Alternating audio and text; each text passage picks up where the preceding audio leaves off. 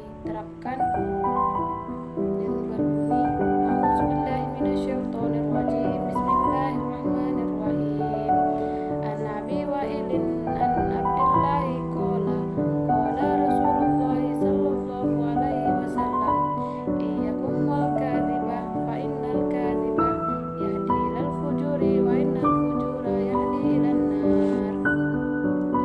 Dan yang mana artinya dari abad Allah berkata, bersabda Rasulullah sallallahu alaihi wasallam, jauhilah olehmu berdusta atau bohong, karena sesungguhnya dusta itu mendorong untuk berbuat dosa, dan dosa itu mengiringi kepada neraka. Hadis riwayat Ahmad. Dusta adalah memberitakan tidak sesuai dengan kebenaran, baik dengan ucapan lisan secara tegas maupun dengan isyarat seperti menggelengkan kepala atau mengangguk. Adapun al-kidzab, kebohongan, maka perbuatan ini akan mengantarkan pada kejahatan, yaitu berpalingnya dari sifat istiqomah, dan juga yang mengatakan bahwa kebohongan adalah kemaksiatan yang paling cepat menyebar. Rasulullah Shallallahu Alaihi Wasallam telah menyebutkan dusta sebagai salah satu tanda kemunafikan. Beliau bersabda, yang artinya tanda orang yang munafik ada 3. Jika berkata dia dusta, jika berjanji dia ingkari, dan jika dia diamanahi dia khianat. Hadis riwayat Bukhari dan Muslim. Sabda Nabi Sallallahu Alaihi Wasallam. Hakikat dari kejujuran dan keikhlasan adalah menyatakan keimanan dan keislaman. Karena sesungguhnya orang yang menampakkan keislamannya terbagi menjadi 2, yaitu orang mukmin dan orang munafik. Hal yang membedakan antara keduanya adalah kejujuran dan ketulusannya. Karena sesungguhnya dasar dari kemunafikan seseorang adalah kebohongan. Jauhilah dusta, karena dusta merusak hakikat yang sebenarnya atas dirimu dan akan merusak pola kondisimu dan pandangan manusia terhadapmu. Pendusta akan menggambarkan sesuatu yang tidak seperti ada dan yang ada seperti tiada. Kebenaran dikatakan sebagai kebatilan, kebatilan dikatakan kebenaran, kebaikan dikatakan keburukan, dan keburukan dikatakan kebaikan. Akhirnya hakikat sebenarnya tidak mampu ia kenali sebagai akibat atas kedustaannya. Maka saat seseorang memilih untuk bersikap jujur dan kehidupannya itu bersandar kepada perasaan cinta dan taatnya kepada Allah Subhanahu wa taala. Jika dia memilih untuk menjauhi sikap dusta, itu bersandar kepada perasaan takutnya kepada Allah Subhanahu wa taala. Dan jika dia begitu teguh kepada kedua sikap tersebut, itu bersandar kepada harapan hatinya untuk mendapatkan ridho Allah Subhanahu wa taala. Selanjutnya, sifat bohong terbagi menjadi 3 kategori. Perbuatan yang memiliki sifat bohong, dusta, khianat dapat dibagi menjadi 3 kategori berdasarkan kepada firman Allah Ta'ala. Hai orang-orang yang beriman, janganlah kamu mengkhianati Allah dan Rasul, dan juga janganlah kamu mengkhianati amanat-amanat yang dipercayakan kepadamu, sedangkan kamu mengetahuinya. Quran Surah Al-Anfal ayat 8. 1. Mendustakan, berkhianat kepada Allah.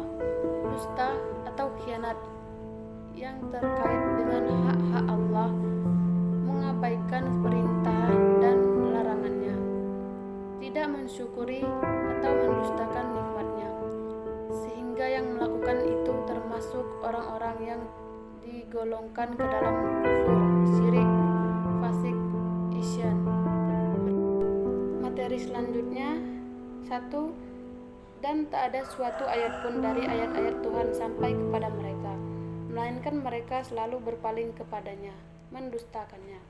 2. Maka barang siapa mengada-ngadakan dusta terhadap Allah sesudah itu, maka merekalah orang-orang yang zalim. 3. Katakanlah, berjalanlah di muka bumi, kemudian perhatikanlah bagaimana kesudahan orang-orang yang mendustakan itu. 4. Katakanlah, sesungguhnya orang-orang yang mengada-ngadakan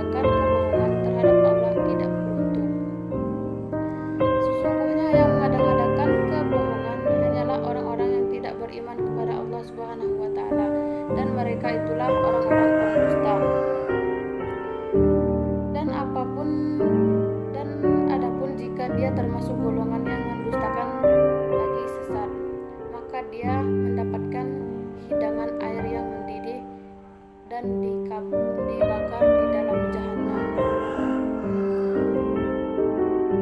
2. Mendustakan atau berkhianat kepada Rasul. Mendustakan atau khianat kepada Rasul adalah tidak percaya terhadap misi yang dibawa Rasul.